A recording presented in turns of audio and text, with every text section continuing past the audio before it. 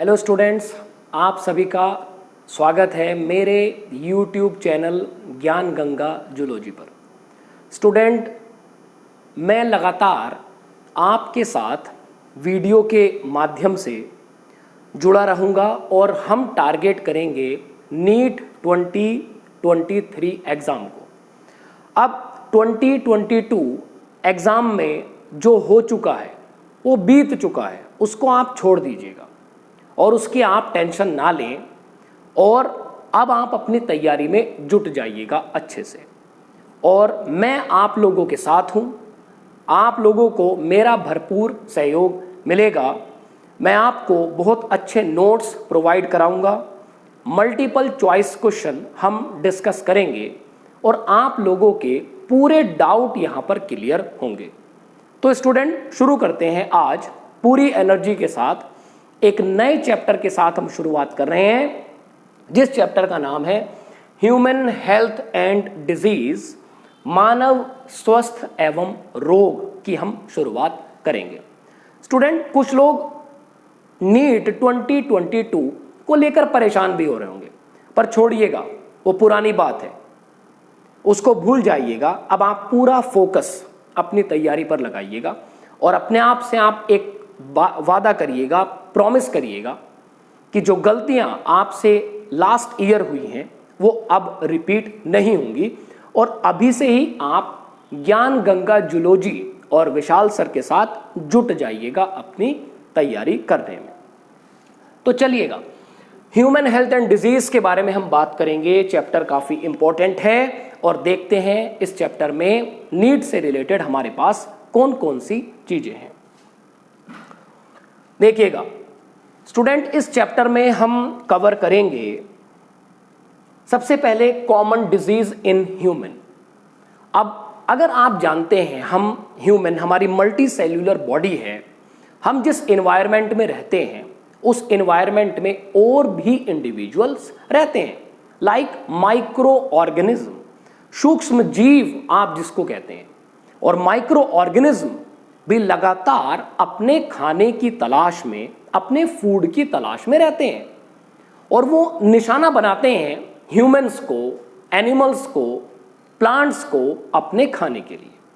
तो हमें यहां पर बात करनी है common disease in human. Human में वो कौन सी कॉमन बीमारियां हैं, वो कौन सी कॉमन डिजीज हैं जो नॉर्मली हमें होती हैं। जैसे टाइफाइड की हम बात कर सकते हैं, न्यूमोनिया की हम बात कर सकते हैं, स्टूडेंट टिटनेस की हम बात करेंगे, एड्स के बारे में बात करेंगे। उसके बाद है इम्यूनिटी, इम्यूनिटी प्रतिरक्षा, इम्यून सिस्टम, प्रतिरक्षा तंत्र। मतलब हमारी बॉडी में एक ऐसा सिस्टम भी है जो बीमारियों से लड़ने में मदद करता है, जो बीमारियों को पहचानता है, पैथोजन को पहचानता है, बीमारी कॉज करने वाले एजेंट को पहचानता है और हमारी बॉडी को एक बैलेंस रखने का काम करता है, जिससे हम तरीके से काम करते रहें। नेक्स्ट है, हम एड्स के बारे में पढ़ेंगे। एड्स क्या होता है, एड्स की डिस्कवरी कहां हुई है, किस कंडीशन को हम एड्स कहते हैं। स्टूडेंट्स, कुछ लोग डिस्क्रिमिनेट नहीं कर पाते HIV क्या होता है और एड्स क्या कंडीशन है, तो हम उसको भी पूरी तरीके से समझेंगे। यहां पर कैंसर की हम बात करेंगे कि कैंसर के वो कौन से कॉज हैं जिनसे कैंसर होता है, कितने टाइप का कैंसर होता है और हमें कैंसर से कैसे बचना है। और finally drugs and alcohol abuse, drugs और एल्कोहल के कुप्रयोग। एब्यूज मतलब किस तरीके से इलीगली उसको यूज किया जा रहा है। बच्चों, हम जानते हैं ड्रग्स का मेडिकल यूज है, लेकिन कुछ लोग इसको अननेसेसरी यूज करते हैं, इस्तेमाल करते हैं, जिससे हमें हमारी बॉडी में बहुत सारी प्रॉब्लम्स हमें आ जाती हैं। तो हम इन सबको कवर करेंगे आपके इस चैप्टर में। ये देखिएगा स्टूडेंट, ये एक टर्म है ब्लैक बाइल, जिसको हम काला पित्त कंसीडर कर रहे हैं। अब एनसीईआरटी में जैसे ही बच्चे इस टर्म को देखते हैं, वो कहते हैं ये क्या होता है, हमने तो अपनी बॉडी में ऐसी कोई कंडीशन नहीं सुनी है। इवन जैसे आप बाइल की बात करते हैं, या आप अदर चीजों की बात करते हैं, तो ब्लैक बाइल एक्चुअल में क्या होता है? देखिएगा स्टूडेंट, जब हम बात करते हैं एंशिएंट टाइम पीरियड की, पुराने समय में, जिस समय में साइंस उतनी ज्यादा एडवांस नहीं थी, नॉर्मली जो हमारे पास आज आप जिसको साइंटिस्ट कह रहे हैं, वैज्ञानिक कह रहे हैं, पहले हमारे पास फिलोसफर हुआ करते थे। और वो फिलोसफर क्या करते थे? वो जगह जगह पर जाकर जानकारियां इकट्ठा करते थे और जिस किंगडम, जिस राज्य से, जिस स्टेट से वो जुड़े होते थे, वो जाकर वहां जानकारी सर्कुलेट कर देते थे। तो एक एंशिएंट ग्रीक फिलोसफर हैं Hippocrates. Hippocrates ancient Greek philosopher. Hippocrates को हम कंसीडर करते हैं फादर ऑफ मेडिसिन। क्या कहते हैं बच्चों? फादर ऑफ मेडिसिन इनको कहा जाता है, हिपोक्रेट्स को। तो हिपोक्रेट्स का मानना था कि ब्लैक बाइल उन लोगों में मिलता है, उन लोगों में पाया जाता है जो हॉट पर्सनैलिटी के होते हैं, गर्म पर्सनैलिटी के होते हैं। हॉट की बात यहां पर यूज की जा रही है। नॉर्मली ये टर्म वहीं से आई है, ब्लैक बाइल। लेकिन जैसे जैसे समय बीतता गया और एंशिएंट साइंस धीरे धीरे, अब नए साइंटिस्ट आते चले गए, तो नए साइंटिस्टों ने इस थ्योरी को पूरी तरीके से रिजेक्ट कर दिया। उन्होंने कहा ऐसा कुछ नहीं है, बीमारी का रिलेशन किसी भी हॉट या कोल्ड पर्सनैलिटी से नहीं होता है। तो यहां पर एक और टर्म यूज की जाती है, ह्यूमर। ह्यूमर ह्यूमर का मतलब होता है बच्चों फ्लूइड्स। और हमारी बॉडी में अलग अलग बहुत सारे फ्लूइड मिलते हैं। हमारी बॉडी में ब्लड भी मिलता है, हमारी बॉडी में लिम्फ भी मिलता है। तो एंशिएंट जो लोग थे, फिलोसफर थे, वो इसी को यूज करते थे कि ब्लैक बाइल एक ह्यूमर है जो हॉट पर्सनैलिटी वाले लोगों में मिलता है। इनकी बात को रिजेक्ट करने का जो काम किया है, इनकी बात को जो रिजेक्ट किया है, वो किया है सर विलियम हार्वे। और सर विलियम हार्वे कौन है? Sir William Harvey. बच्चों, सर विलियम हार्वे हैं father of blood circulatory system. Circulatory system. William Harvey हैं father of blood circulatory system, जिसको हम रुधिर परिसंचरण तंत्र भी कहते हैं। परिसंचरण तंत्र भी कहते हैं, रुधिर परिसंचरण तंत्र।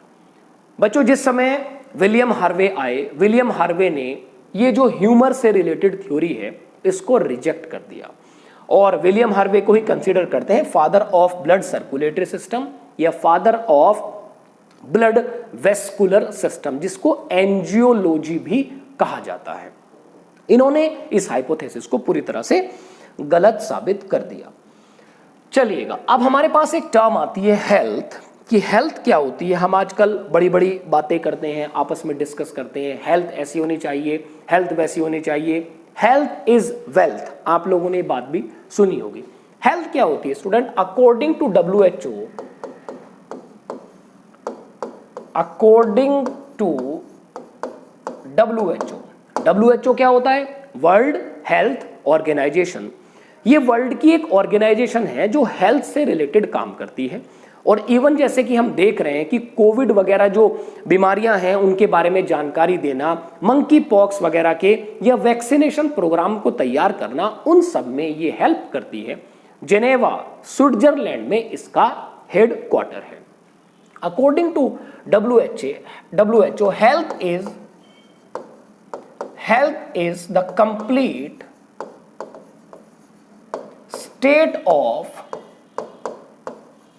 complete state of physical, mental and social well being. Well being इसका मतलब क्या हुआ? इसका मतलब है अगर आप फिजिकली, अगर आप मेंटली एंड सोशली आप वेल बीइंग हैं तो आप हेल्दी इंडिविजुअल कहे जाते हैं। आप हेल्दी हैं, आपके लिए टर्म यूज होगी। फिजिकल क्या होता है? फिजिकल हेल्थ की अगर आप बात करें, फिजिकल हेल्थ का मतलब होता है हम बिल्कुल फिजिकली फिट हैं, हमारे सारे ऑर्गन एक्सटर्नली इंटरनली सही तरीके से काम कर रहे हैं, तो हमें टर्म दी जाती है फिजिकल फिट है। उसके बाद है मेंटल, अगर हम दिमागी रूप से सही काम कर रहे हैं, हमें कोई न्यूरोलॉजिकल डिसऑर्डर तो नहीं है, हमें कोई भूलने की बीमारी तो नहीं है, तो ऐसी कंडीशन कहलाती है मेंटल हेल्थ। और फाइनली है सोशल हेल्थ। सोशल हेल्थ का मतलब होता है आप कितने सोशली हैं, लोगों से आप कैसे घुल मिल जाते हैं, लोगों से आप कैसे बात कर लेते हैं, या आपका अपने आसपास के लोगों से किस प्रकार का रिलेशन है, किस प्रकार का संबंध है, इसको हम कह रहे हैं हेल्थ। अब देखिएगा स्टूडेंट, हेल्थ को बहुत सारे फैक्टर इन्फ्लुएंस करते हैं। अगर हमारी नॉर्मल हेल्थ है तो ऐसा तो कभी भी नहीं होता है कि हम पूरे साल बिल्कुल अच्छे से रहते हैं। इवन अगर पूरे साल हम अच्छे से रहें बिना किसी डिस्कंफर्ट तो अच्छी बात है, लेकिन हमें समय समय पर कुछ बीमारियां और कुछ इन्फेक्शन होते रहते हैं। तो health is affected by, health को कुछ फैक्टर अफेक्ट करते हैं। हेल्थ इज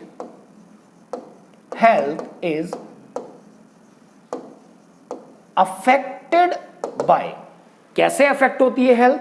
इन्फेक्शन, इन्फेक्शंस, हमें किसी भी चीज से अगर इन्फेक्शन हुआ, लाइफ स्टाइल। देखिएगा स्टूडेंट, ये जो टर्म है इन्फेक्शन, संक्रमण कहा जाता है इसको। जैसे हम आजकल देखते हैं हमें सॉइल से इन्फेक्शन हो जाता है, अरे भाई मिट्टी में हम खेल रहे हैं, हमें वहां पर चोट लग गई, हमें वहां पर कोई पत्थर लग गया, कोई लोहे की चीज हमें लग गई, तो हमें खतरा रहता है, इन्फेक्शन, हमें इन्फेक्शन हो जाता है। जैसे हम टिटनेस के बारे में बात करते हैं। दूसरा कॉमन कोल्ड के बारे में बात करते हैं, वो भी इन्फेक्शन है, हम लगातार खांस रहे हैं, छींक रहे हैं, वो हमसे किसी दूसरे को भी फैल सकता है। और दूसरा है लाइफ स्टाइल।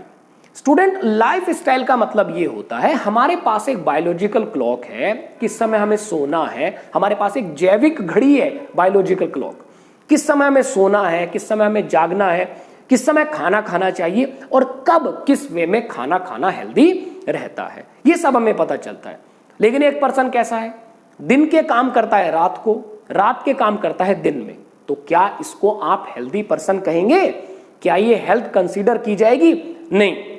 कोई भी पर्सन रात में 2 बजे तक, 1 बजे तक, 3 बजे तक मोबाइल चला रहा है, सुबह अपने काम पर जाता है, या स्टूडेंट है पढ़ने के लिए जाता है और क्लास में जाकर सो रहा है, तो जिस समय पढ़ने का समय है हम सो रहे हैं और जिस समय सोने का समय है हम अदर एक्टिविटी कर रहे हैं। तो स्टूडेंट, ये चीज जो है ये हेल्दी सिचुएशन नहीं होती है।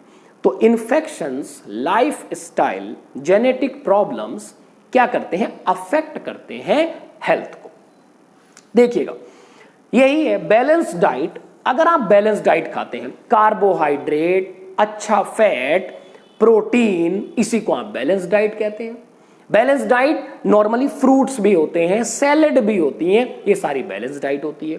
बैलेंस डाइट पर्सनल हाइजीन, एक पर्सन ऐसा है जिसको अपनी साफ सफाई से कोई मतलब ही नहीं है।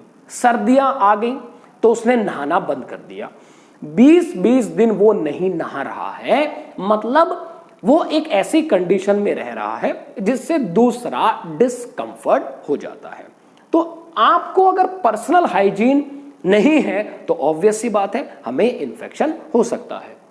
रेगुलर एक्सरसाइज, कुछ लोग अपने आप को फिट करने के लिए रेगुलर एक्सरसाइज करते हैं। रेगुलर एक्सरसाइज का बेनिफिट क्या होता है स्टूडेंट? इसका फायदा हमें यह होता है कि इससे हम फिट रहते हैं, हमारा ब्लड सर्कुलेशन, हमारा रेस्पिरेटरी रिदम, हमारी स्केलेटल मूवमेंट और इवन हमारा ब्रेन भी शांत रहता है, रिलैक्स रहता है। Important to maintain good health, बिल्कुल ठीक है, ये बहुत बेसिक बात है, ये बातें आपको किसी किताब में नहीं मिलेंगी, ये बेसिक मैनुअल है, ये हम बचपन से ही सीखते हैं कि हमें इन चीजों को फॉलो करना चाहिए जिससे आपको एक अच्छी हेल्थ मिलती है। चलिएगा, देखिएगा, अब हेल्थ की अगर आप बात करते हैं कि हेल्थ अगर हमारी अच्छी है तो उसको डिस्टर्ब होने से हम कैसे बचाएं, उसके लिए हमें कुछ चीजें पता होनी चाहिए। अवेयरनेस अबाउट डिजीज, हमें डिजीज के बारे में पता होना चाहिए। अगर हमारे एरिया में, हमारे शहर में कोई बीमारी फैल रही है कि भैया कोई बीमारी ऐसे फैल रही है जो लगातार आप सांस ले रहे हैं, स्नीजिंग कफिंग से ड्रॉपलेट इन्फेक्शन होते हैं जो एयर में है, हम उस एयर में सांस ले रहे हैं तो बीमारी आपको हो सकती है। तो आपको मास्क यूज करना है, आपको प्रोटेक्शन लेनी है, तो आपको अवेयरनेस होनी चाहिए अबाउट डिजीज। हमें पता है कहीं पर एक गंदा पानी भरा हुआ है और वहां पर कुछ बैक्टीरिया हो सकते हैं तो हमें उससे दूर रहना है, वहां पर कुछ वेक्टर्स हो सकते हैं, हमें उससे दूर रहना है। Awareness about disease. दूसरा है वैक्सीनेशन, हमें वैक्सीनेशन का भी ध्यान रखना है।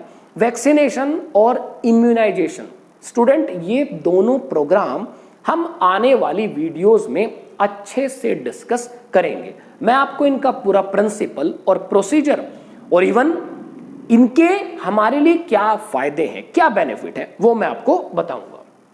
इम्यूनाइजेशन और कंट्रोल ऑफ वेक्टर, जैसा कि मैंने बताया वेक्टर बॉर्न डिजीज जो हमें मच्छर के काटने से हो सकता है या किसी दूसरी मक्खी वगैरह से हमें हो सकता है।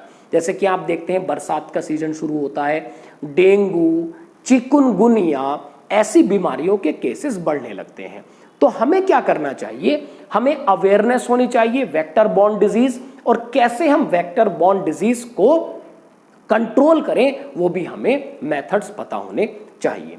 तो स्टूडेंट्स आप मेरे साथ जुड़े रहिएगा मेरे YouTube चैनल से, और लगातार हम इस चैप्टर को पूरी तरह से कवर करेंगे।